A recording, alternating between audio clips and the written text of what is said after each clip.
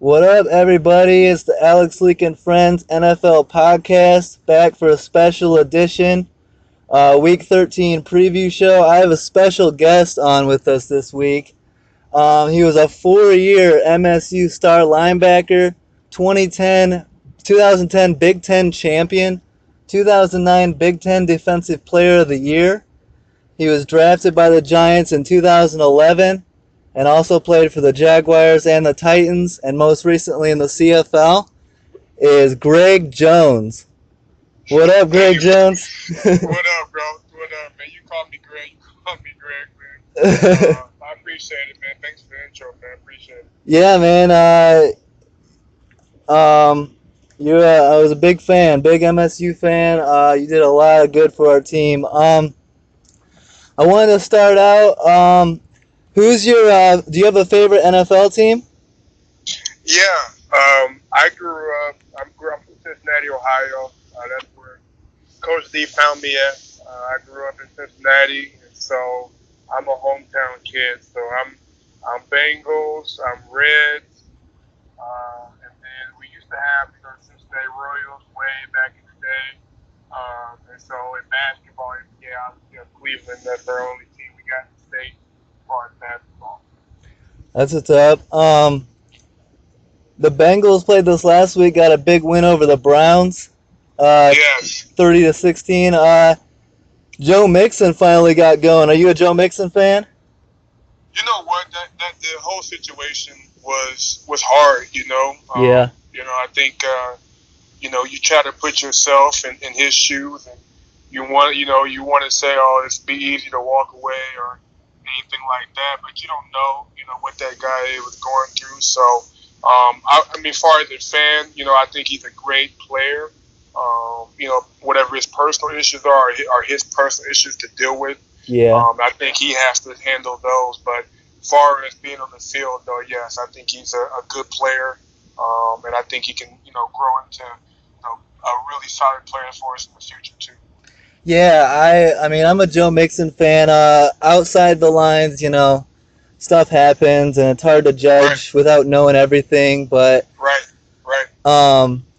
Do you think another thing on the Bengals? Earlier this year, I'm a Vontaze Burfict fan, and he's been getting a lot of grief. And some players said that they were feeling like he was being targeted by referees. What do you think on that? You know what, man? When you're playing, and especially when you are making a difference, and there's a lot of eyes on you. Yeah. I think you got to keep playing your game. I think if you get too worried about outside issues, things that you cannot control, I think that's when your play goes bad, and then nobody wants you, right? So I think as long as you continue to play at a high level and control what you can control, yeah, I think that's the best you can do, and that's not just for, a guy playing in the NFL, that's NFL, college, high school, all the way down to little league. So, you just got to play your game and do the best job you can do. You prepare all week, you got to do your job to execute. All right, that's what's up. Another question I had, the Giants. You were drafted by the Giants. You won a Super Bowl with them in 2011. Yes. You were in that locker room. You know Eli Manning. Could you ever imagine? I mean, you saw him. He's a 2-time Super Bowl MVP. All the success that he's had there. Could you imagine him now being benched for Geno Smith and being treated the way that he's being treated? You know what? I honestly, as a guy, he helped,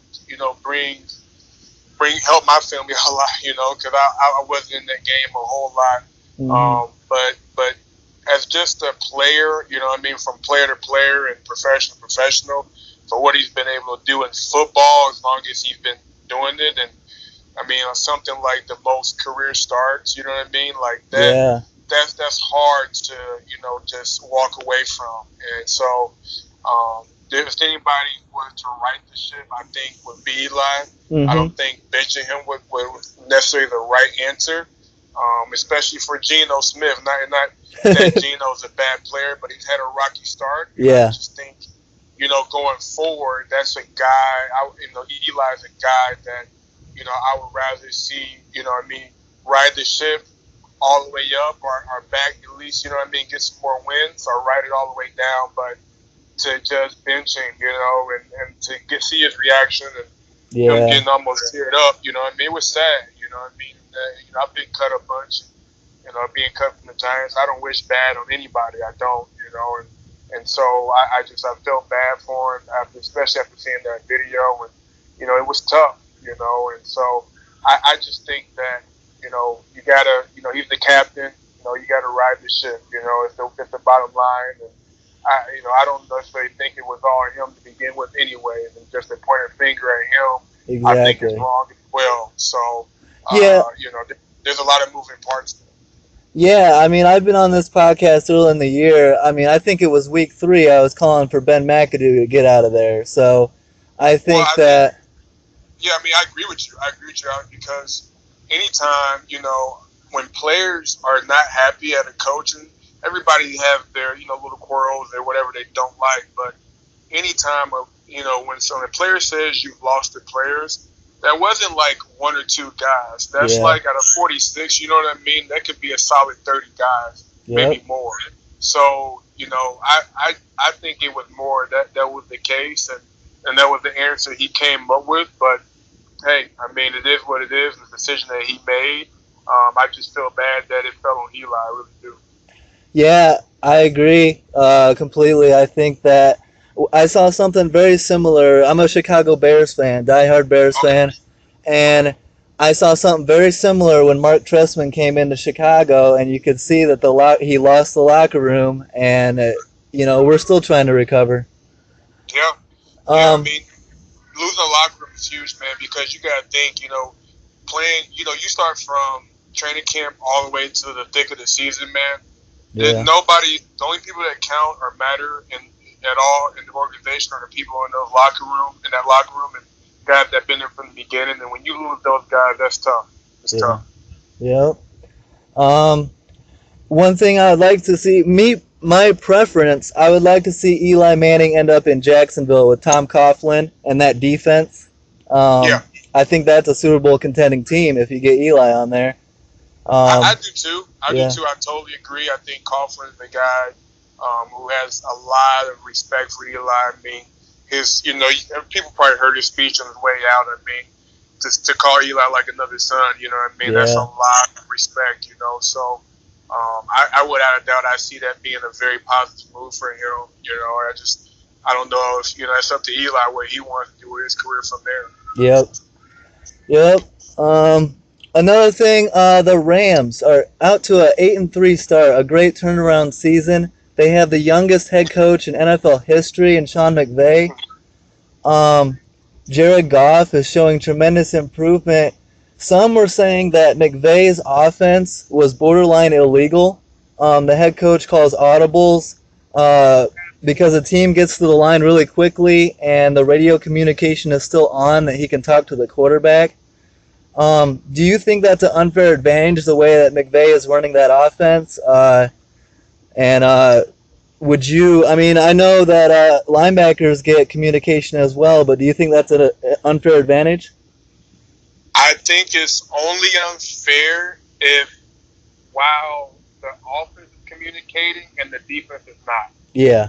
If, you get what I'm saying? Because if they hurry to the line and on defense, the communication is shut off, and we got to make all our calls on our own, I don't think that's fair, Yeah. But if that guy is still getting, communication from the OC or head coach, whatever, then yeah, I think that's unfair because, if you can call whatever offense you want to call, but if you're going to be able to communicate and get extra insight, to your quarterback, then yeah, I just don't think that's right. I don't think that, don't try to loophole through the rules either. Yeah. I think that, it should be fair and even, right? If they're going to keep communicating, then yeah, the defense should keep communicating. And that's the bottom line. I absolutely agree. I'm a defensive guy. I've thought that the rules are way too slanted in the offense's way, and I'm glad to see defenses start to catch up of late, and I hope they I don't like to see unfair advantages or anything like that. So Yeah, no, I mean, I didn't. I mean, to be honest with you, I didn't really know that was happening like that. But I just don't think that's right. Going forward, even even though I have Gurley on my fantasy team, and he's been knocking it out of the park for me though. But I just because that it's not to start on that team and it continue on around the league. yeah, Just as long as the defense can communicate, what I mean, and they can fix that, then I don't think after that it should be an issue. You know what I mean? Hey, because if they both get to the line, I mean the offense defense both get to the line and they're ready to go, and both offense and defense are still communicating. It's fair game. Like you make your calls, you gotta live with it. So it is what it is. yeah, and that's something that we like to see is the battle between the quarterback and the middle linebacker, or the audibling and the chess match. Right. Um, so this last week, the Raiders and Broncos played each other, and we had Aqib Talib versus Michael Crabtree round 2. Um, Yeah, did you see this? And what do you think? I mean, I feel like Crabtree's gotten his chain ripped off twice in a row, and yet he's still getting suspended, and he's being like, I feel like Talib's kind of the one starting the whole thing. What do you think?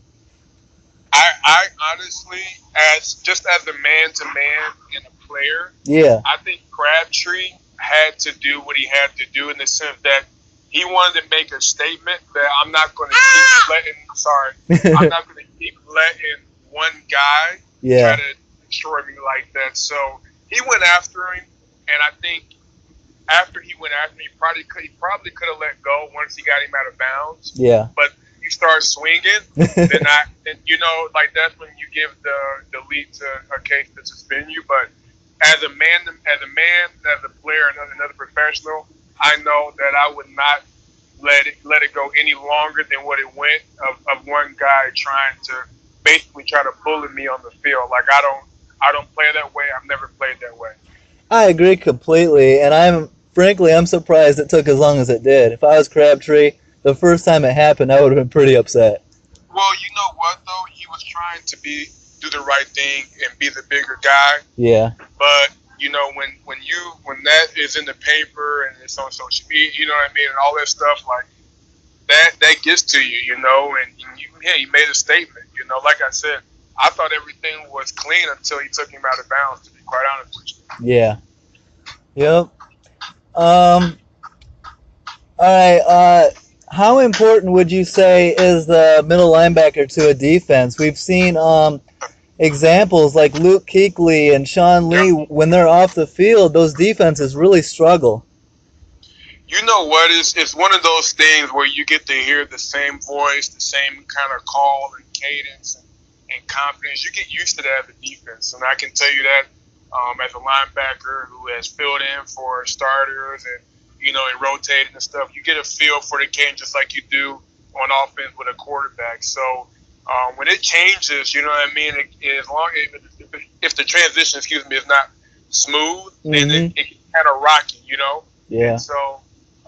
And there's certain things that the coordinators can't call because the guy coming in may or may not have had the reps, right? So it kind of changes some things, But you know what though? Yeah, I think to answer your question, I think the middle linebacker, especially the starters, especially those two starters in particular, are without a doubt key to their defense. Yeah, and I used to see it a lot with Urlacher back in the day, and the second Urlacher goes down, I'm like, shoot, there goes our defense. It's going to be half the defense it used to be.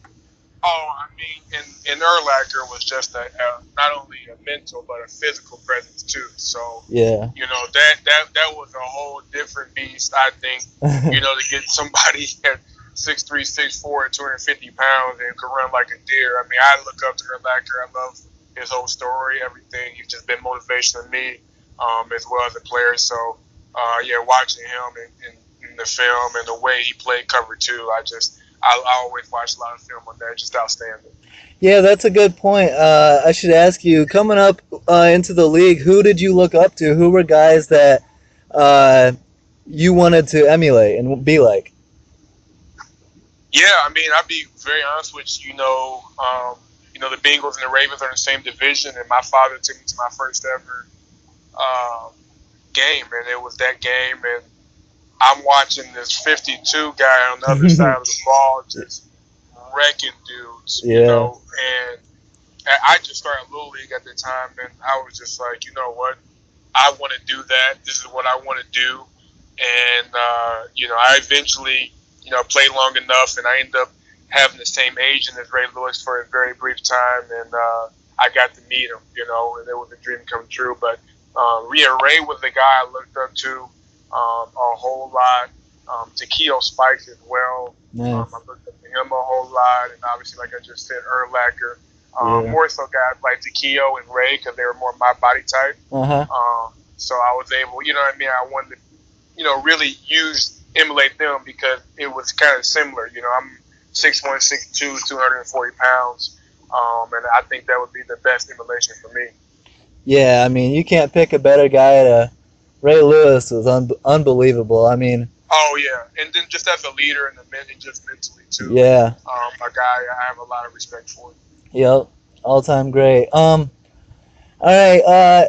Aaron Rodgers went down earlier this year, and that was a big blow, huge blow to Green Bay. They've been able to tread water a little bit. They're still alive in the division. 45 days after his collarbone surgery, Aaron Rodgers is set to practice.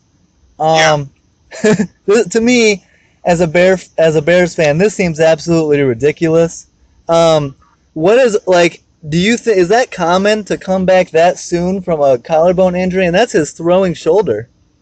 Yeah, that the collarbone, even from kids all the way up to adults, I think it's more rare because as you get older, but the collarbone heals pretty fast. Like it's one of those things that get easily broken, but it also comes back pretty fast. I feel like too. So okay. And the treatment that they have too is outstanding in the professional football league.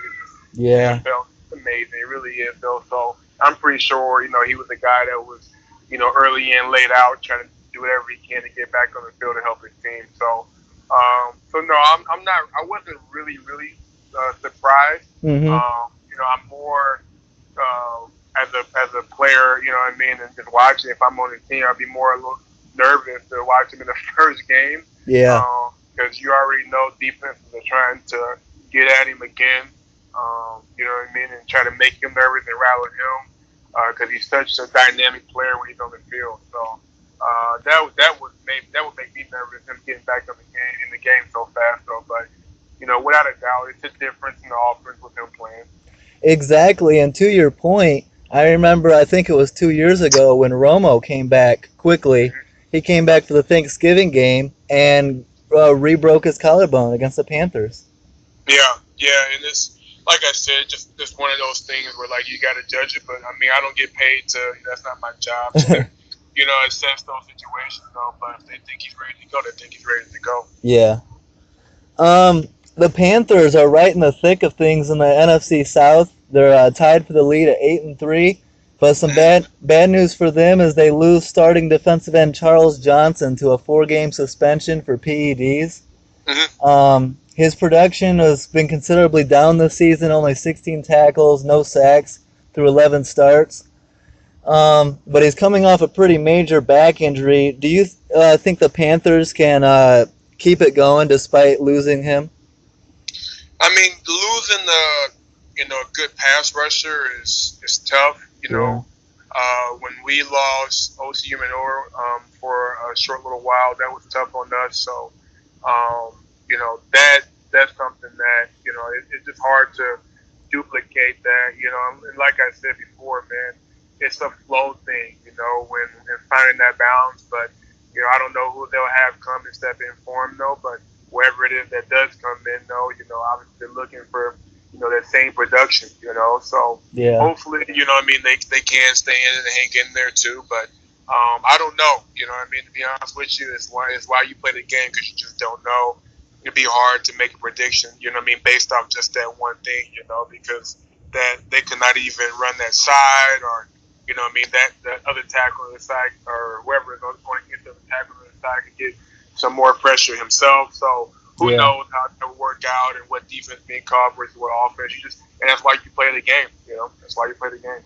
Yeah, and it'll be interesting to watch. I mean, that's a great fight in that division. I can't wait to see how that unfolds.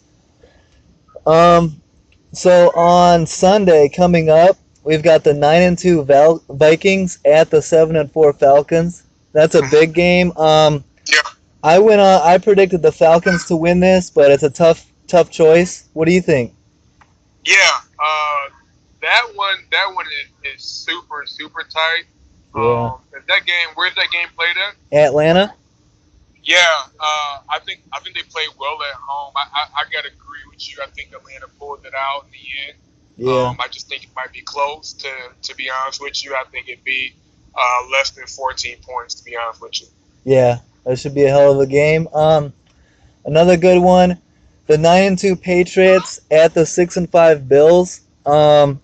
I don't know what you thought of the whole Tyrod Taylor getting benched and all that stuff, but he comes back and he had success last week. Are you a Tyrod Taylor fan? Yeah, no, I am. I got to meet Tyrod Taylor because we were drafted the same year, so I got to meet Tyrod. I thought he was a great guy. Nice.